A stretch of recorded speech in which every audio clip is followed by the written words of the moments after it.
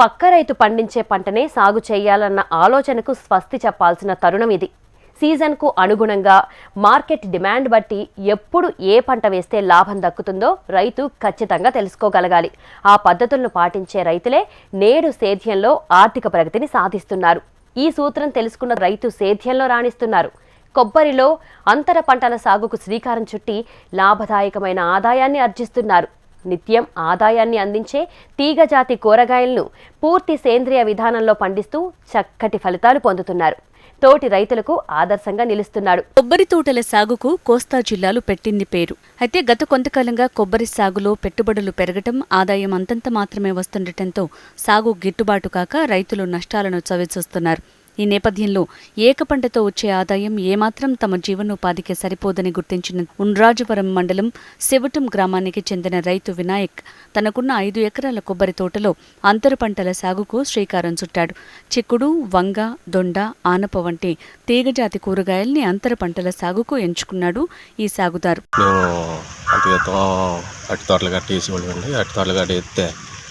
మాకు ఏం కెడతలేదు, కెట్టకపోతే బీరసేనని ఆనపదులని ఏదో చిన్న చిన్న పంటలు వేసుకుంటా మనం పశువుల పెంట ఎకరానికి 10 తొట్లు తోలించుకుంటా సేంద్రియ పద్ధతిలో చేసుకుంటా ఉంటున్నామండి. మేము ఈ కొత్తిమీర గట్ట చల్లుతామండి. ఇప్పుడు కొత్తిమీర చల్లితే మాకు ఎకరానికి ఒక పట్టణంలో అవుద్దండి. పట్టణంలో అవుతే మాకు మార్కెట్ కూడా తొనుకు మార్కెట్ దగ్గరగా ఉంటుందండి.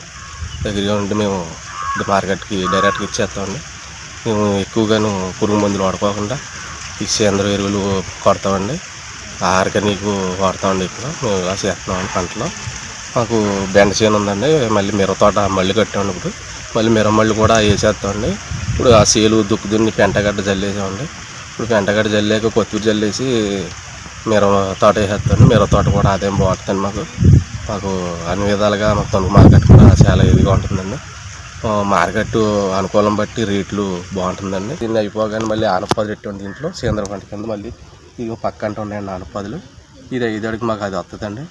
అలాగే ఓ పంట కాకుండా 2 పంటలు వేసుకుని ఓ పంట లాక్కుంటున్నామండి. ఈ వర్షాకాలం వల్ల కొత్త మాకు లేట్ అయిందండి సస్యాలు వేస్తాకే. ఇప్పుడు మళ్ళీ అన్ని సస్యాలన్నీ చేస్తున్నామండి. ఇగో దరివేడి కొత్తిమీర అండి, కాలిపోర వేస్తాం. మళ్ళీ మిరప తోటలు అయిపోయినాయండి. మళ్ళీ దొండపదులు పెట్టామండి. దొండపదులు కూడా బాగానే కాస్తున్నాయి. 4 గుంచాలు చేయనండి. 4 గుంచాలు చేయని 10 బత్తాలు అవుతుంది. మనం ఇవన్నీ తొనుకు మార్కెట్ కానీ కండవెల్లి మార్కెట్కి కానీ వేస్తామండి. వేసాక మాకు అమౌంట్ ఇచ్చేస్తారా. ఎరువుల భారం లేకుండా సేంద్రియ పద్ధతులను అనుసరించి కుటుంబ సభ్యులతో కలిసికట్టుగా వ్యవసాయం చేస్తున్నాడు.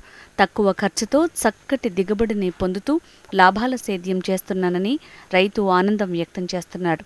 సంవత్సరానికి 3 పంటలు తీస్తూ గ్రామస్తులకు నిత్యం ఉపాధి అవకాశాలు కల్పిస్తున్నాడు. ఎటైనా సరే కూరగాయ వ్యవసాయాలు చాలా బాగుంటున్నాయండి. కూరగాయ వ్యవసాయాలు చేసుకోవాలి మనం. ఈ అట్టి తోటలు కట్టింటే గాలిదుమ్ములు వచ్చి వస్తున్నాయి, నట్టలు వస్తున్నాయి. ఈ కూరగాయ వ్యవసాయం కంటే ఒకటి పోతే ఒకటి ఉంటుంది. ఈ కూరగాయ వ్యవసాయం మీద మనకి సంవత్సరానికి వచ్చి ఎకరానికి 1 లక్ష రూపాయలు ఆదాయం మిగులుతుంది. 2,50,000 రూపాయలు ఖర్చు అవుతుంది. 1,50,000 వస్తుంది. 1,50,000లో మాకు 1 లక్ష రూపాయలు మిగులుతుందండి. మళ్ళీ టమాటా వేస్తామండి. ఇప్పుడు టమాటా కూడా మాకు ఎకరానికి ఒక 20 టన్నులు అవుద్ది. 20 టన్నులు అవుద్ది. మాకు అక్కడ మార్కెట్ని బట్టి అండి ఇలా ట్రై 500 ఉంది, రేపు వద్దని 300 ఉండొచ్చు. అలాగైనా మాకు పెట్టుబడి వద్దండి. ఏదో మేము తల్లినరుండి కట్టుబడి చేసుకుంటామండి. పురుగు మందులు తక్కువగా కొట్టుకుంటాం వల్ల మనకు మంచిదండి. మనకి ఆవు మూత్రం, ఆవు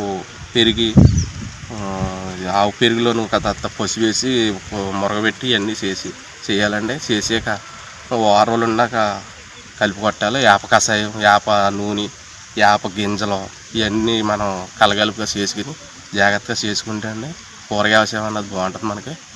మనకి ఇప్పుడు దాకా కూడా నేను ఒక ఇంచులో 25 సంవత్సరాలు కూడా చేస్తున్నాను. 25 సంవత్సరాలు కూడా మేము కూరగాయ వ్యవసాయం మీద ఉంటున్నామండి. కూరగాయ వ్యవసాయం మాత్రం మాకు ఇప్పుడు లాస్ చూపించలేదండి. 5 ఎకరాలు చేస్తున్నానండి. 5 ఎకరాలు కూడా కూరగాయ పంటలండి. ఓ ఎకరం కొత్తిమీర, ఎకరం మిరపతోట, ఎకరం కాలిఫ్లవర్, 1/2 ఎకరం బీర, అందులోనే ఆనపదులు, మళ్ళీ బెండ చేను కూడా ఉందండి. మాకు బెండ చేను కూడా బాగానే ఉంది. మళ్ళీ దొండపాదులు ఇవన్నీ పెట్టామండి. మళ్ళీ గోంగూర కూడా చల్లుతామండి. గోంగూర కూడా అది కూడా ఆదాయం మంచిదండి. అది మనం పెద్ద మందులేం కొట్టకలేదు. మనం ఎకరానికి ఒక 10 తొట్లు పెంట తోలించుకుంటే సరిపోద్దండి. ఒక 10 తొట్లు తోలిస్తామండి. అది ముందు తోలిచ్చేసి తర్వాత దున్ని మళ్ళీ వాటర్ వేసి ఇవన్నీ కలగలుపుగా దున్నితే అండి అదంతా మట్టిలో కలిసిపోయి బాగాను పసులాగా వచ్చి బాగాను మనకి పంట కూడా ఏపుగా వద్దండి, ఏపుగా వచ్చి చాలా అనుకూలంగా మనకు ఉంటుందండి. వచ్చిన పంటను తణుకు, కండవల్లి మార్కెట్లకు తరలిస్తూ ఏడాది పొడవునా ఆదాయం పొందుతున్నాడు ఈ రైతు. సీజన్ వారీగా కూరగాయల్ని ఎంచుకుని మార్కెట్ డిమాండ్ని బట్టి పండిస్తున్నాడు. కొబ్బరి, అరటి వంటి పంటలకు గిట్టుబాటు లేని ప్రస్తుత పరిస్థితుల్లో అంతరంగా పండించే కూరగాయలే తమను ఆదుకుంటున్నాయని రైతు తెలిపాడు.